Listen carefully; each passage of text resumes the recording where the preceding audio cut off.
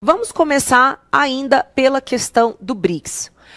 Nós tivemos uma fala do presidente Lula propondo a criação de uma nova moeda. Júlia, a gente consegue soltar?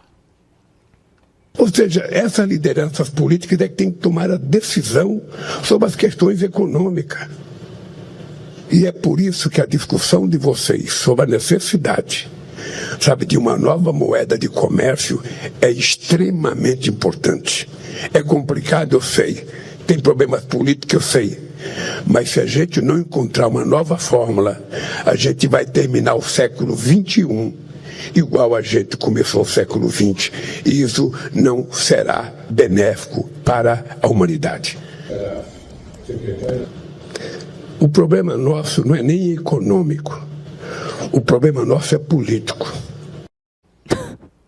Com certeza, presidente Lula, o nosso problema é político. Antes de mais nada, é político. Até mesmo porque a política determina os rumos da economia. Eu vou soltar a enquete agora com uma pergunta para os nossos telespectadores responderem. Por que não conseguimos substituir o dólar como padrão de moeda internacional? Não dá para ser assim, tem que ser sim ou não, né? É possível substituir o dólar como padrão de moeda internacional? Pergunta que eu direciono para o Degô. Que bomba, hein? Bom, boa tarde a todos que nos assistem. Boa tarde, Júlia. Boa tarde, deputado. É uma questão complexa, mas a primeira coisa que nós temos que fazer é nos perguntar a quem serviria substituir o dólar como moeda de reserva internacional, como moeda corrente no comércio internacional. Em primeiro lugar, isto conviria muito à China, porque a China tem um projeto de reconstruir ou de refazer a ordem mundial segundo os seus interesses, segundo a sua visão do que deveria ser a governança global. E a China não quer harmonizar as suas políticas com as políticas de ninguém.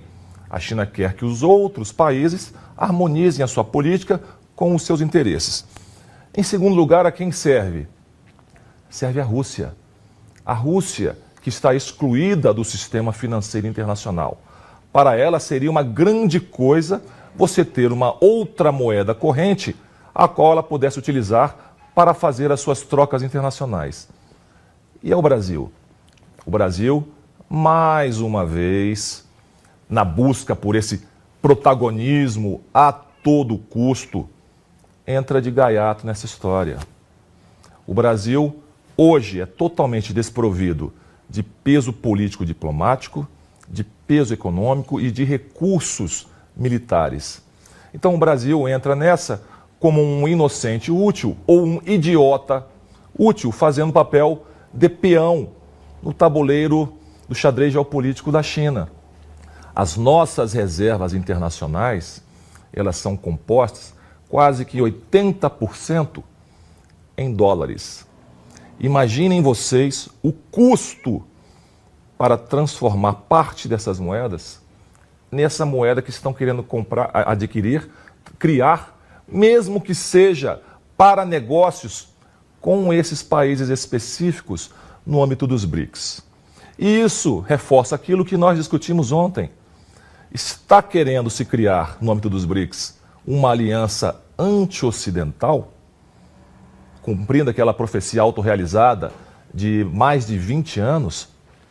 Isso interessa ao Brasil e os nossos parceiros na Europa, e os nossos parceiros nos Estados Unidos, e os nossos parceiros, nossos vizinhos sul-americanos. Então isso demonstra que o governo atual, além de não ter um projeto de país, um projeto de nação, não tem a menor bússola moral estratégica na sua política externa. E o Itamaraty, que serve de capacho aos caprichos do Lula e do Celso Amorim, presta mais esse desserviço ao Brasil, violando as suas próprias tradições históricas, Júlia. Perfeito, e a gente vai repercutir o que a porta-voz da Casa Branca falou sobre isso. Se os Estados Unidos estão se sentindo ameaçados a partir dessa tentativa de criação de uma moeda alternativa ao dólar? Thank you, Caroline. It's a follow-up on the BRICS question. So does President Trump believe that the BRICS are getting stronger or trying to isolate the United States? And how close is he monitoring this summit that is taking place in Brazil right now? He's closely monitoring it, which is why he put out a statement himself. He does not perceive these countries as growing stronger. He just perceives them as trying to undermine the United States' interests, and that's not okay with him, no matter how strong or weak a country may be. Tá. O que a porta-voz disse foi claramente, olha, não que o presidente dos Estados Unidos veja o crescimento dos países pertencentes ao BRICS. O que ele entende, Donald Trump entende, é que há uma conformação em torno de uma pauta anti-americana, anti-Estados Unidos. É este o recado. E se a gente lê o documento final do BRICS, e aí depois eu passo para o Degol, porque ele leu, né, Degol? E é um documento... Perdi uma hora da minha vida lendo isso. Então, vamos utilizar. Vamos utilizar para algo útil, porque foi um documento deveras longo, extenso, mas como qualquer documento, gente, que é produzido pela esquerda, é vago, não tem objetivos claros, não tem metas, não tem pontos de início de projeto, são todas ideias, é como se fosse um corolário, corolário da lógica anti-americana. E o Brasil é visto como o grande líder. Isso porque não houve... Vladimir Putin não estava aqui. O presidente da China, primeiro-ministro da China, também não estava aqui. Quem é que estava aqui de líder, de presidente, hein, Degol? Olha, quem que veio? Como eu falei, dos 11 membros integrantes dos BRICS, você tinha 5 presidentes. E teve mais 8 presidentes convidados. Dos 17 que foram convidados, 8 apareceram. Mas os mais relevantes não vieram. Não veio o ditador da China. É ditador, a China é uma ditadura. Por mais que seja importante fazer comércio com eles, manter relações bilaterais, a verdade precisa ser dita. Ele é o ditador da China.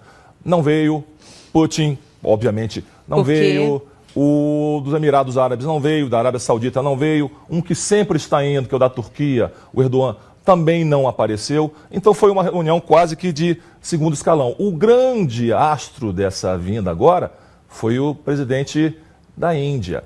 Mas olha que interessante, o presidente da Índia...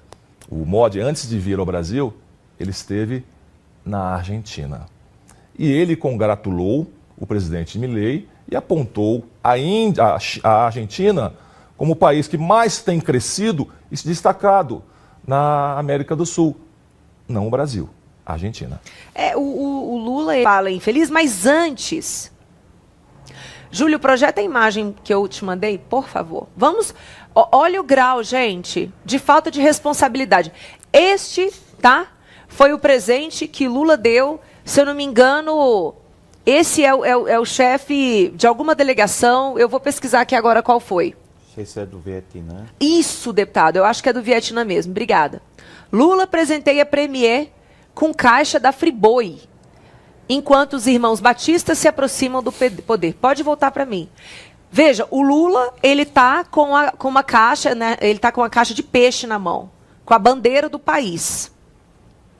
E aí, o presente que o Lula dá tem a marca de uma empresa privada. Degol. Bom, se fosse o Bolsonaro, já tinha tido 48 horas dadas pela STF para explicar. Né? Isso é um absurdo, um descalabro, mostra bem o estado patrimonialista do Brasil, em que você mescla os interesses públicos com os interesses privados, que nesse caso, sabidamente, já são bem escusos. Mas, ainda focando em BRICS, em moeda, em tarifa, deixa eu fazer uma pequena digressão aqui, Júlia. Olha só, no universo da inteligência estratégica, inteligência de Estado, existe uma coisa chamada mirror imaging, que se atribui às falhas da inteligência. Por que uma ação de inteligência falha? É justamente por conta desse mirror imaging. Analistas, estadistas, policymakers, congressistas, tendem a analisar as ações de um outro país ou de um alvo qualquer com base nos seus princípios, nos seus valores, nos seus costumes, na sua expectativa, na sua perspectiva de mundo. E tem acontecido muito isso em relação aos Estados Unidos por falha do nosso governo. A nossa diplomacia, o nosso executivo é incapaz de ver que as políticas implementadas pelo Trump fazem parte de uma estratégia que tem premissa, tem método e tem objetivo bem definido. E esses objetivos, essa meta, essa premissa, estão todos consubstanciados naquele documento que criou o Make America Great Again, o MAGA, que era a plataforma do Partido Republicano. E ali está bem claro que eles pretendem readequar a estrutura tarifária do mundo de forma a gerar emprego e renda nos Estados Unidos e diminuir a dependência que os Estados Unidos têm de importação de insumos e de produtos acabados. Então, os países que não concordam com essa política, eles têm 3 mecanismos na diplomacia internacional: a contestação, o ajuste em graus variados e o alinhamento. O que é que tem feito as grandes potências europeias? Elas têm buscado o ajuste, que é a essência da negociação. Elas têm buscado harmonizar os seus interesses com o dos Estados Unidos. O que é que tem feito as grandes potências orientais, principalmente Índia e Japão? Elas têm buscado o ajuste, harmonizar os seus interesses com o dos Estados Unidos. Todos esses países estão sentando para conversar. E a China? A China adota um modelo híbrido. Ao mesmo tempo em que ela concorda em estabelecer a moldura para essas negociações, ou seja, promover ajuste, ela também age para minar essa ordem mundial que os Estados Unidos tentam firmar. Mas ela tem poder econômico, diplomático e militar para isso. E o Brasil? O Brasil não tem poder econômico, diplomático e militar. O Brasil não buscou se ajustar a essas políticas, ou seja, negociar em maior ou menor grau. Qual o resultado disso? Nós vamos ter que aceitar o que vier de lá, que, como o deputado bem frisou, vai ser altamente desfavorável ao exportador brasileiro e à sociedade brasileira como um todo. Nós pagaremos pelo fato de não termos uma política externa, uma política comercial externa que pense nos interesses do Brasil. Então, seremos submetidos a essas tarifações simplesmente porque não vamos nos ajustar, não temos condições de nos alinhar e vamos contestar. Mas estamos sozinhos nessa contestação, porque todos os outros membros do BRICS, todos estão negociando com os Estados Unidos. Até hoje, o Brasil não foi chamado para negociar, o que indica a falta de relevância do país e o fato de que se pode fazer do Brasil um laboratório, porque a aplicação de qualquer medida contra o Brasil por parte dos Estados Unidos tem um custo muito baixo, Júlia. Muito bem lembrado, até a questão do Emirados Árabes, né? O Emirados Árabes foi fundamental para que os Estados Unidos construísse a decisão de fazer o ataque ao Irã. E aí eu vou pedir, Brenda, abre para a gente, por favor, o link 3, porque a gente precisa trazer aqui os pontos principais do documento do Rio de Janeiro, que é assim que ficou conhecido o documento final do BRICS. E aí as consequências, tá? O Trump ameaçou qualquer país que se alinhar às políticas dos BRICS com tarifa adicional de 10%. Volta aqui rapidinho para mim, Brenda, por favor. Nós estamos com mais de 2.000 pessoas conectadas e eu quero pedir para que você, neste momento, para que você saiba o que aconteceu, dê o like e compartilhe o link desse programa. Vamos voltar, Brenda? Vamos entender aqui o porquê que o Trump fez essa declaração. Ele falou que não haverá, pode ampliar, não haverá exceções a essa política. Ele disse que qualquer país que se alinhar à políticas anti-americanas serão sobretaxados em 10% e não vai ter nenhuma exceção a essa regra. E aí, gente, a chamada Declaração do Rio de Janeiro trouxe como principais pontos, e é isso que eu queria que deputado e Degô comentassem. Pontos. Fortalecimento das instituições multilaterais, como a ONU. Engraçado que a ONU não teve nenhuma relevância no conflito agora, né? Israel e Irã. como a ONU, respeito ao direito internacional, rejeições a ações unilaterais que enfraquecem o sistema global. A nova tarifa anunciada por Trump não foi citada diretamente, mas foi sobre isso o que eles estavam falando. E aí colocaram: expressamos sérias preocupações com o aumento de medidas tarifárias e não tarifárias unilaterais que distorcem o comércio e são inconsistentes com as regras da OMC, afirma o trecho do documento. Pode baixar, por favor. Esse aí foi o documento do Trump, que falou que vai haver sobretaxa. Pode baixar, por favor. E aí o Trump disse que essas tarifas adicionais entrarão em vigor em até 1º de agosto. Pode voltar, por favor. O documento não citou diretamente nem a palavra, nem Trump, nem Estados Unidos, não. Mas todo o documento foi construído em torno das últimas ações tomadas pelo presidente americano, que disse que faria aumento de tarifas e efetivamente fez e aplicou tarifas a diversos países, até países tradicionalmente parceiros como o Canadá, porque para os Estados Unidos é American First, é Estados Unidos em primeiro lugar. Eu vou defender o povo americano, eu vou defender o território americano. Se para isso eu tiver que comprometer e criar briga com meu amiguinho de sempre, eu vou fazer isso. Essa é a postura de um líder de Estado. É isso que a gente deveria ver aqui no Brasil. Foi isso que Donald Trump disse que Bolsonaro fizera durante o governo dele, quando ele comentou que Bolsonaro foi um ferrenho defensor do Brasil, um negociador bastante duro no cenário internacional. Mas hoje, não, Lula enfraquece. Dego, a gente estava comentando aqui antes do programa começar, você disse que fez um apanhado no noticiário internacional. Como é que foi assim, a repercussão sobre a cúpula dos BRICS e depois as posteriores falas do presidente Lula?